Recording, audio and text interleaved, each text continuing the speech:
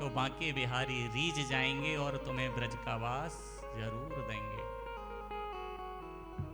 राधा का उल्टा क्या होता है? धारा। हम इस संसार सागर की धारा में बह रहे हैं और डूब रहे हैं। अगर डूबने से उबरना है, पार निकलना है, तो धारा का उल्टा करके राधा नाम पुकारना ही पड़ेगा।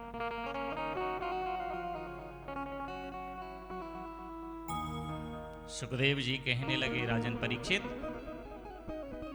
कथितो वंश विस्तारो भवता सोम सूर्ययो राज्ञां चोभयवंश्यानां चरितं परमाद्भुतम्। इस चंद्रवंश का विस्तार कीजिए ना। तो चंद्रवंश का विस्तार तो आपने अभी श्रवण किया ही है। थोड़ा सा निवेदन है आपसे,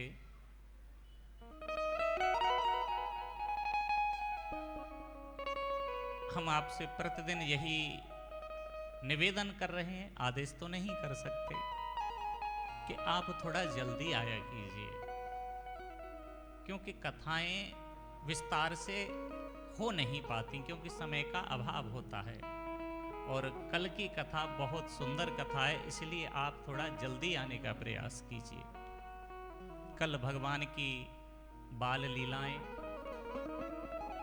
कल भागवत जी का हृदय, पंच प्राण, रास पंच अध्याय, और कल ही भगवान का विवाह होना है। कल आप भगवान के विवाह तक की कथा श्रवण करेंगे, तो कहने की तो आपको आवश्यकता है ही नहीं। तो आप सब अपनी तैयारी के साथ आए। कल भगवान का पाणी ग्रहण संस्कार होगा, तो और जैसी भी सूचना होगी वो आपको और बाद में दे दी जाएगी। लेकिन मेरी तरफ से यही निवेदन है कि कल आप थोड़ा जल्दी आइए,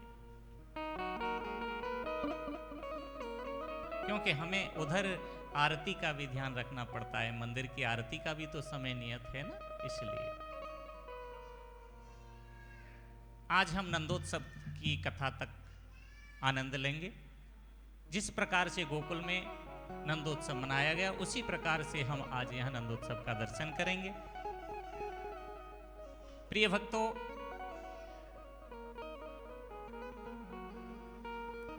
कंस की एक चचेरी बहन है देवकी।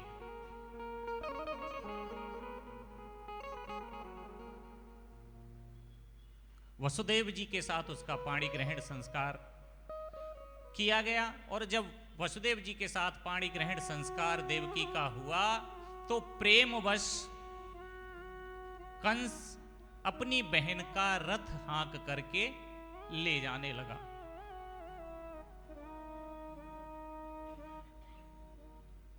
देवताओं को यह बात सहन नहीं हुई। कहने लगे, अगर इसके अंदर प्रेम उत्पन्न हो गया तो इसके अंदर जो क्रूरता है वो खत्म हो जाएगी।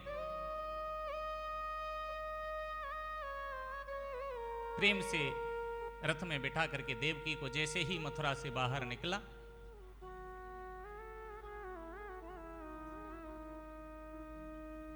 देवताओं ने आकाशवाणी की, जिस बहन को तू इतने प्रेम के साथ विवाह कर रहा है, इसकी विदाई कर रहा है, इसी के गर्भ से 8वां पुत्र तेरा काल होगा। जब ये बात कंस ने सुनी, तो कंस के हाथ से रथ के जो घोड़े थे उनकी लगाम छूट गई। मन में विचार करने लगा, क्या करना चाहिए। देवताओं ने आकाशवाणी की है कि बहन के गर्भ से जो अष्टम संतान होगी वो मेरा काल होगी। क्या करना चाहिए। क्रोधवश आकर के हाथ में तलवार ले ली और कहने लगा, न रहेगा बांस और न बजेगी बांसुरी, मैं बहन को ही मार डालता हूं। और देवकी को मारने के लिए जैसे ही कंस ने तलवार निकाली, वसुदेव जी ने दौड़ करके हाथ पकड़ लिया कंस का। क्या करते हो तुम, तो एक वीर हो, और वीर का यह दायित्व तो नहीं होता किसी अबला पर हाथ उठाए। नहीं, इसके गर्भ से 8वां जो संतान होगी वो मेरा काल होगी, मैं इसे छोड़ नहीं सकता। वसुदेव जी कहने लगे तुम्हें मेरे ऊपर तो विश्वास है? नहीं नहीं, काल के मामले में किसी पे विश्वास नहीं है। तुम्हें पता है ना मैं सत्य बोलता हूं। हाँ ये बात तो ठीक है, तुम सत्य बोलते हो। वसुदेव जी ने कहा जो भी इसके गर्भ से संतान होगी मैं तुम्हें वचन देता हूं, मैं उस संतान को ले जा करके तुम्हें सौंप दूंगा, लेकिन इसके प्राण मत लो। प्रिय भक्तों, कंस ने वसुदेव और देवकी को कारागृह में ले जाकर के बंद कर दिया और कड़ा पहरा लगा दिया।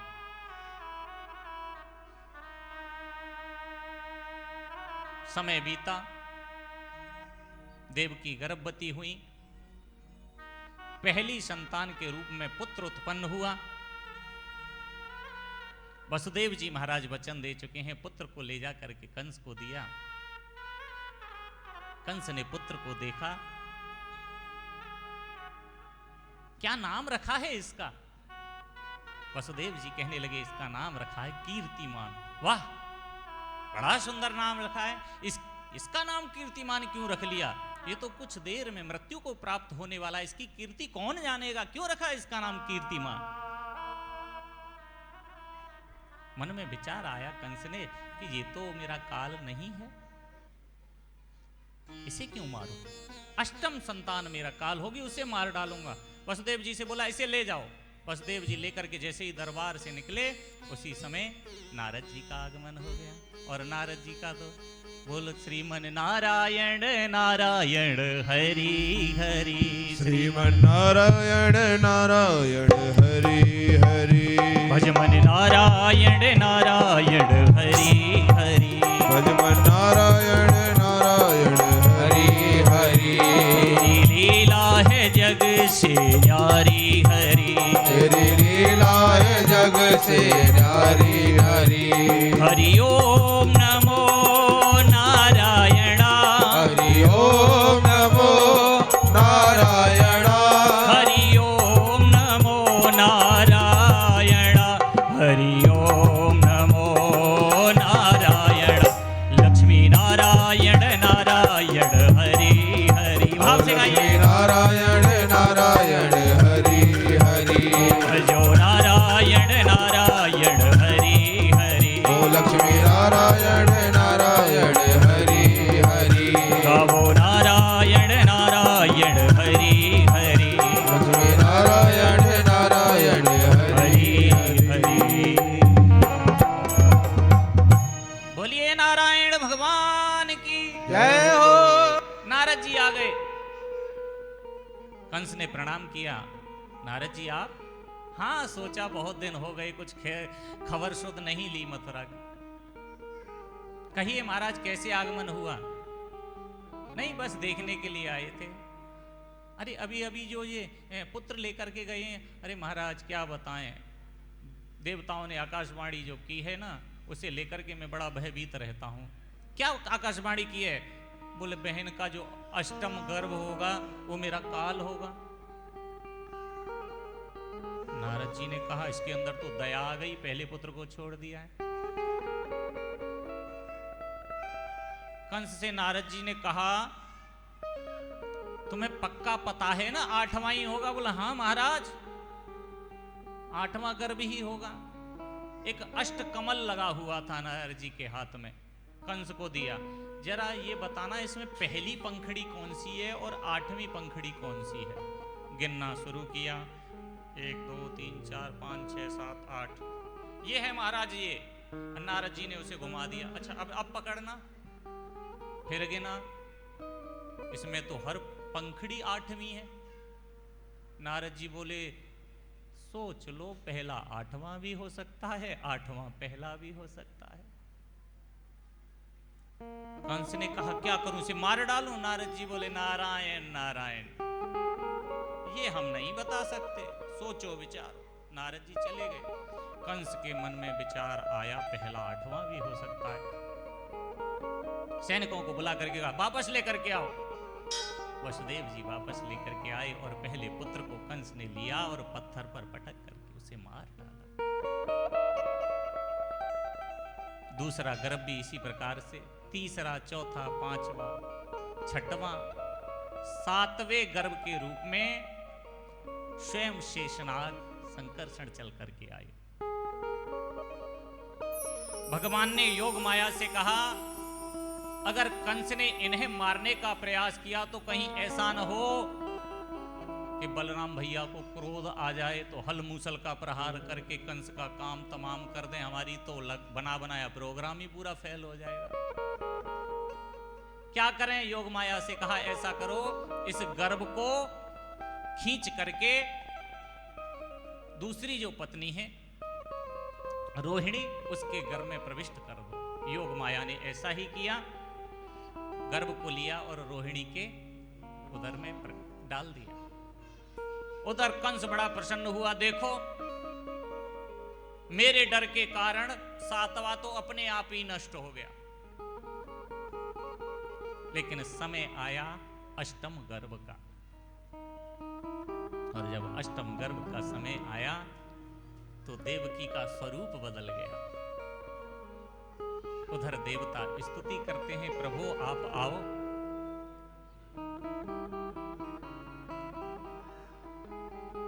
समय आने पर गर्भ की स्तुति की। मैंने कल बताया ना, गर्भ मां का एक ऐसी जगह होती है जहां माया का असर नहीं होता। सारी जगह माया का असर है। माया का मतलब क्या है? मां माने नहीं, या माने जो वास्तविकता में है ही नहीं और वो हमें सत्य प्रतीत हो, वही माया है। ये संसार सत्य है क्या? ये माया है।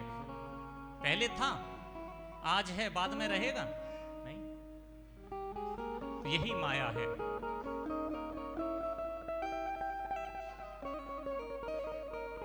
मां के गर्भ में माया का कोई असर नहीं। तो देवताओं ने यहां गर्भ स्तुति की। गर्भ स्तुति करते हैं और कहते हैं, प्रभु आप आइए, हम आपका स्वागत करते हैं। आप सब मिलकर भी भगवान का स्वागत कीजिए ताकि भगवान शीघ्र शीघ्र आप सबके समक्ष प्रस्तुत हों। सब देवता स्तुति करने लगे, कहने लगे, प्रभु स्वागतम कृष्ण सुस्वागतम कृष्ण, स्वागतम कृष्ण सुस्वागतम कृष्ण, स्वागतम कृष्ण सुस्वागतम कृष्ण, स्वागतम सुस्वागतम शरणागतम कृष्ण, स्वागतं सुस्वागतं शरणागतं कृष्ण, स्वागतं सुस्वागतं शरणागतं कृष्ण, स्वागतं सुस्वागतं शरणागतं कृष्ण, बोलो स्वागतं कृष्ण सुस्वागतं कृष्ण, स्वागतं कृष्ण सुस्वागतं कृष्ण, स्वागतं कृष्ण सुस्वागतं कृष्ण, स्वागतं कृष्ण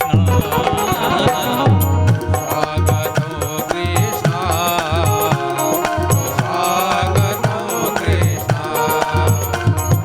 स्वागतं सुस्वागतं शरणागतं कृष्ण, स्वागतं सुस्वागतं शरणागतं कृष्ण, स्वागतं कृष्ण शरणागतं कृष्ण,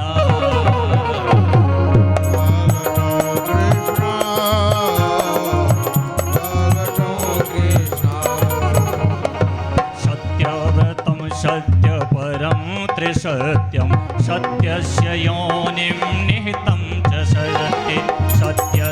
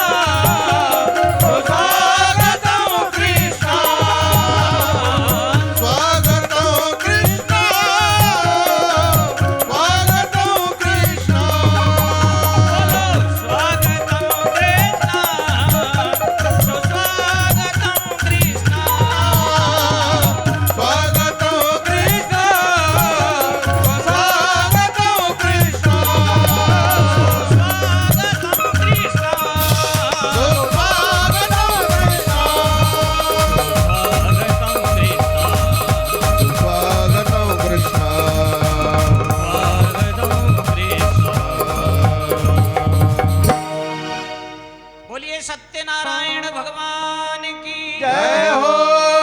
बैठ जाइए साहब, अपने अपने स्थान पर बैठ जाइए। अव्यवस्था नहीं कीजिए, बैठ जाइएगा। भगवान चतुर्भुज रूप में कंस की जेल में प्रकट हुए। देव की मां ने जब आराधना की तो भगवान छोटे हो गए और रोने लगे। लेकिन भगवान ने कहा मैं छोटा तो हो रहा हूं, मैं बड़ा इसलिए चतुर्भुज लेकर के आया हूं कि अभी मैं अपनी भी रक्षा कर सकता हूं और तुम्हारी भी कर सकता हूं। जब मैं छोटा हो जाऊंगा तो आपको मेरी रक्षा करनी पड़ेगी। पूरा विवरण बताया कि आप यहां से मुझे लेकर के जाइए। और गोकुल में नंद बाबा के यहाँ यशोदा मैया के गर्भ से एक कन्या उत्पन्न हुई है, उसे लेकर के आना और मुझे वहीं छोड़ आना। वसुदेव जी महाराज रात्रि के समय उस बालक को लेकर के गोकुल गए और वहां सुला करके उधर से उस कन्या को लेकर के वापस आए। और जैसे ही कन्या ने रोना शुरू किया, पहरेदारों ने जाकर के कंस को बताया। कंस दौड़ करके आया, उस कन्या को लिया और पृथ्वी पर पटक करके मारना चाहता है, लेकिन कन्या हाथ से छूट करके ऊपर चली गई और आकाशवाणी की, तुझे मारने वाला तो ब्रज में पैदा हो चुका है। ये तो रही मथुरा की लीला। अब चलते हैं हम थोड़ी देर के लिए गोकुल में। गोकुल में नंद बाबा हैं, चौथी अवस्था हो गई लेकिन कोई संतान नहीं हुई। नित्य प्रति भगवान का जाप करते हैं, प्रभु कब आओगे, कब आओगे मेरे यहां संतान के रूप में। प्रिय भक्तों, बहुत ध्यान से सुनो, थोड़ी देर की बात और है, 5 मिनट और शांति बनाए रखो। ब्रजवासीन के आशीर्वाद में बड़ो करंट है वो करे। अगर ब्रजवासी ने तुमको हृदय से आशीर्वाद दे दियो तो समझ लियो बेड़ा पार है तुम्हारो। नंद बाबा ने ब्रजवासीन की पंक्ति कराई चकाचक्की। चकाचक्की समझो ना समझो? अरे चकाचक को मतलब है पेट भर के भोजन। ब्रजवासी को पेट भर के अगर भोजन है गयो तो महाराज आशीर्वाद अपने आप स्वतः निकलवो शुरू हो जावे। और ब्रजवासी को अगर नेको पेट खाली रह गयो भोजन में, फिर ना आशीर्वाद निकले, फिर तो वो पीछे थे महाराज जाने कहा कहबे। और जे समझो कि अगर ब्रजवासी प्रसन्न है गयो तो तुम्हारी बल्ले बल्ले है, कल्याण है। और अगर ब्रजवासी को पेट खाली रह गयो बगड़बड़ है जावे। तो नंद बाबा ने ब्रजवासीन की चकाचकी कराई, चकाचक भोजन करायो। तो ब्रजवासीन ने आशीर्वाद दियो बाबा को, बाबा तेरी कामना की पूर्ति होगी, तेरे यहां लाला जन्म लेके आवे। और ब्रजवासीन को आशीर्वाद खाली ना जावे। तो नंद बाबा के यहां वही तो लाली, सबको पता है लाली है, लेकिन ब्रजवासीन के आशीर्वाद फल स्वरूप भगवान को लाली को लाला बनाना पड़े। कहवे को तात्पर्य नेक ब्रज भाषा को आनंद ले लियो, चूंकि इतनी दूर से हम बुलाए तुमने। नंद बाबा के 2 बहनें, एक का नाम है नंदा, दूसरी